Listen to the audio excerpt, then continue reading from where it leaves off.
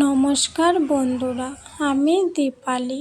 আপনারা দেখছেন দীপালি রান্নাঘর। আমার রান্নাঘর পরিবারে আপনাদের সকলের স্বাগতম। আজ আমি আপনাদের সঙ্গে কাঁচা পেঁপে দিয়ে একটি সুস্বাদু রেসিপি তৈরি করে শেয়ার করব। খুব কম তেল এবং কম মশলা দিয়ে রেসিপিটি তৈরি করে আপনাদের সঙ্গে শেয়ার করব।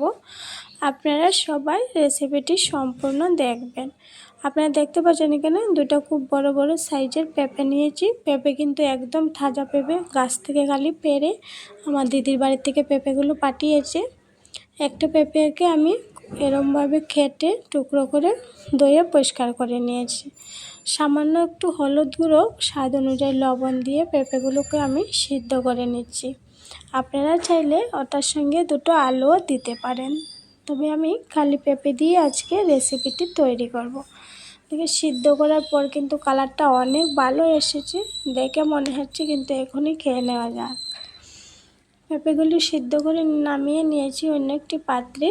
আর ওইদিকে একটা বাটিতে আমি দুটো টমেটো কুচি, ছোটো সাইজের 4টে কাঁচা লঙ্কা কুচি, হলুদ গুঁড়ো, জিরে গুঁড়ো, ধনে গুঁড়ো আর মৌরিটাকে আমি অল্প একটু ভেজে অল্প অল্প করে গুঁড়ো করে রেখেছি। দিয়ে দিলাম স্বাদ অনুযায়ী লবণ।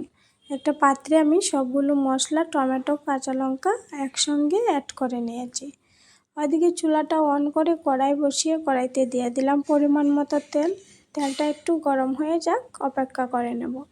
আপনারা যদি আমার রেসিপিটি ফেসবুক পেজ থেকে দেখছেন, পেজটিকে ফলো করে আমার পাশে থাকবেন। যদি ইউটিউব থেকে দেখেন, সাবস্ক্রাইব করে আপনারা সবাই আমার পাশে থাকবেন। যারা সাবস্ক্রাইব ফলো করে আমার পাশে আছেন, আপনাদেরকে আমার অনেক অনেক ধন্যবাদ। আপনাদের কাছে যদি আমার রেসিপিটি ভালো লাগে, শেয়ার করে আপনাদের বন্ধুদেরকে দেখার সুযোগ করে দেবেন।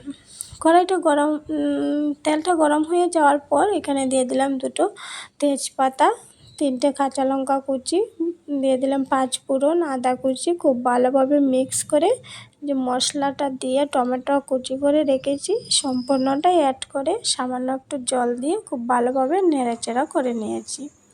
চুলার আঁচটা কমিয়ে একটা ঢাকনা দিয়ে আমি কিছুক্ষণ ডেকে তৈরি করে নিয়েছি। আপনারা দেখতে পাচ্ছেন টমেটোটা অল্প একটু সিদ্ধ হয়ে গেছে। ভালোভাবে এখন মিক্স করে নিচ্ছি। আর এই ক্ষেত্রে কিন্তু চুলার আঁচটা আমি এখানে বাড়িয়ে দিয়েছি। আপনারা চাইলে কিন্তু কমিয়ে দিয়ে রেসিপিটা তৈরি করে নিতে পারেন। খুব ভালোভাবে আমি কিছুক্ষণ ওটাকে নাড়াচাড়া করে নেব। নাড়াচাড়া করে নেওয়ার পর টমেটোটা সম্পূর্ণই গলে গিয়েছে। এখন এখানে দিয়ে দেব আগে থেকে সিদ্ধ করে রাখা পেঁপেগুলো দিয়ে খুব ভালোভাবে মিক্স করে 2 থেকে 3 মিনিট আমি নাড়াচাড়া করে নেব। আপনাদের কাছে কিন্তু আমার আজকের রেসিপিটা কীরকম লাগছে কমেন্টে অবশ্যই জানাবেন। আর এই রেসিপিটা কিন্তু আপনারা সবাই খেতে পছন্দ করবেন, আশা করছি ছোটো বড় সবাই আপনাদের খেতে পছন্দ করবেন। অবশ্যই একবার এই রেসিপিটা বাসায় ট্রাই করবেন। দেখেন কত সুন্দরভাবে মশলার সঙ্গে আমি পেঁপেটাকে মিশিয়ে নিয়েছি। পরিমাণ মতো জল দিয়ে ডেকে আমি কিছুক্ষণ রান্না করে নিয়েছি। আপনারা দেখতে পাচ্ছেন কালারটা কিন্তু খুব সুন্দর এসেছে। আমি এখানে পরিমাণ মতো গরম মশলা গুঁড়ো দিয়ে 2 টেবিল চামচ পরিমাণে ঘি দিয়ে চুলাটা অফ করে অন্য একটি পাত্রে নামিয়ে নেব। আপনারা দেখতে পাচ্ছেন খুব সুন্দরভাবে কিন্তু জাল উঠছে। গরম মশলাটা দিয়ে দিলাম, এখন দিয়ে দেব এখানে ঘি। আপনারা কিন্তু এই রেসিপিটা ঘি ছাড়াও তৈরি করে খেয়ে নিতে পারেন।